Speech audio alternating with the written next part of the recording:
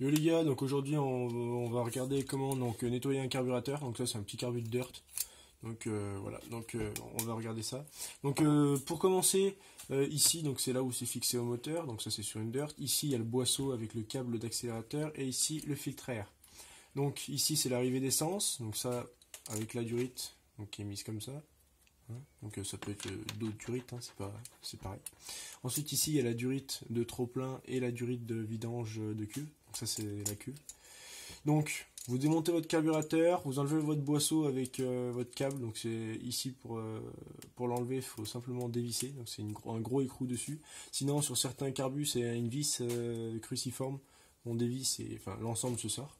Donc c'est parti. Donc pour commencer, pour nettoyer le carbu, c'est pas dur, on enlève la cuve. Donc il y a 2 ou 4 vis. Donc c'est voilà, c'est des petites vis. Moi je les mets dans une coupelle avec un aimant. Ça permet de les coller et de pas les perdre. Donc voilà, il y a 2 vis. Et hop, on peut séparer la cuve. Donc on sépare la cuve. Donc c'est une cuve voilà, toute simple avec ici c'est le trop plein de cuve. Donc ça sert à quand la moto est couchée par exemple, l'essence s'évacue par la durite de trop plein. Donc ça on n'en a pas besoin. Il suffit simplement de mettre un coup de compresseur voilà, ou de souffler, ou même de nettoyer simplement en grattant ou avec un chiffon, voilà, ou bien souffler au compresseur ou même à la bouche, hein, ça suffit. Donc ça, hop, on pose ici. Donc alors, ici, maintenant, on a le flotteur, ici, c'est ce qui permet de limiter la quantité d'essence dans la cuve. Donc c'est-à-dire que quand l'essence est trop basse, et l'essence peut arriver par ici, donc par la durite, donc du réservoir, elle arrive dans la cuve, elle remplit la cuve, et ensuite, à un certain niveau, grâce au flotteur, hop, ça va remonter les flotteurs, et donc arrêter l'essence de rentrer dans la cuve. Donc ça, on va le démonter, parce que des fois, ça peut rester coincé dans cette position-là, du coup, c'est-à-dire que l'essence du réservoir ne peut pas arriver à la cuve, donc ne peut pas arriver au moteur, donc c'est assez problématique, et de toute façon, pour défaire les gicleurs, on a besoin d'enlever ça. Donc c'est pas dur, on tapote, il y a une tige qui va sortir d'un côté, hop, il suffit de retirer la tige, de surtout pas la perdre, et l'ensemble se sort. Voilà. Donc, sur le flotteur, les flotteurs, donc ils ont différentes formes, ils peuvent être ronds aussi. Donc ici, il y a le pointeau. Donc le pointeau, c'est cette petite pièce-là qui bouge un peu comme elle veut. Donc ce pointeau, il faut qu'il soit vraiment très propre, parce que s'il y a une petite saleté, évidemment, ça peut bloquer l'essence. Ensuite, on prend notre tournevis plat et on va démonter le gicleur principal. Le gicleur principal, c'est pas dur, c'est celui qui est, quand on met le carbu à l'envers, le plus grand, celui qui sort le plus, et en général, c'est aussi le plus gros. Donc on le sort, voilà. Et ici, on va mettre un coup de compresseur ou souffler à la bouche simplement pour que on voie à travers. Donc on met en face de la lumière et on doit pouvoir voir un trou très fin à travers le gicleur. Voilà, ça c'est le gicleur principal. Il peut avoir différentes formes aussi, mais ça c'est pas très grave. Ensuite, on va démonter le gicleur de ralenti.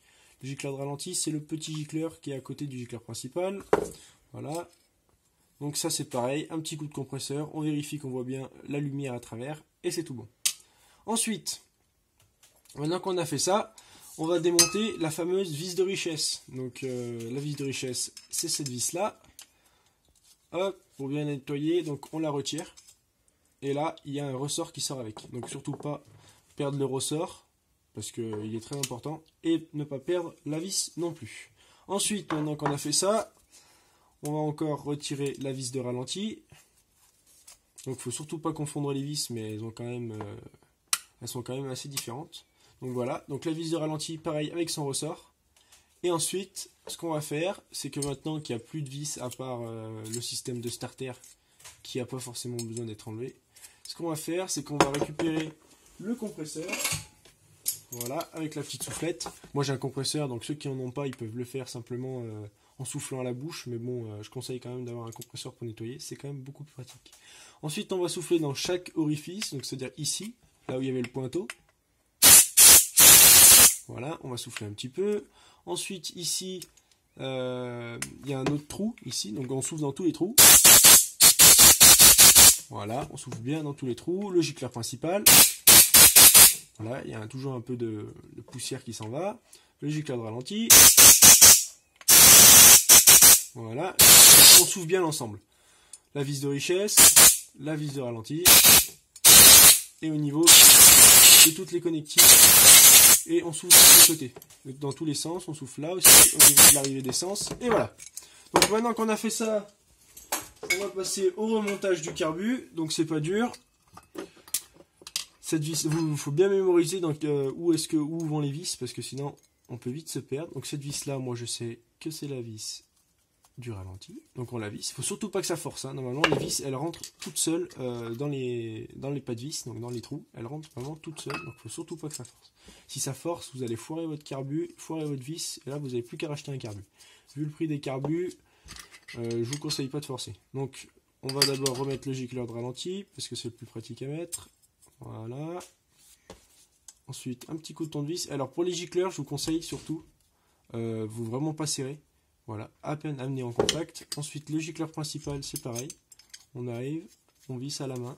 Donc, normalement, ça doit se visser assez facilement. Et ensuite, on amène en contact avec le tournevis. Faut vraiment pas visser fort. Voilà.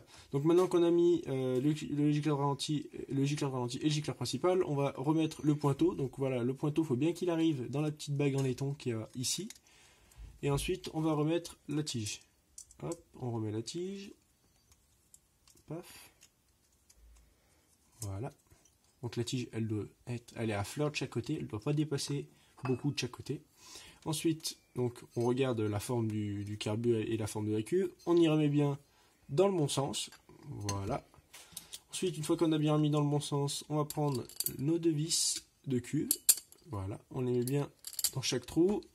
Et il faut les visser, voilà, donc il faut amorcer une vis, voilà, donc une fois qu'elle a commencé à se visser, hop, on arrête de visser, on fait pareil de l'autre côté pour qu'elles soient bien toutes les deux en face, et une fois qu'elles ont toutes les deux amorcées, on amène une en contact, pareil, la deuxième en contact, et ensuite on en serre une après l'autre, et sur les carburateurs qui ont 4 vis, donc une dans chaque angle, c'est possible.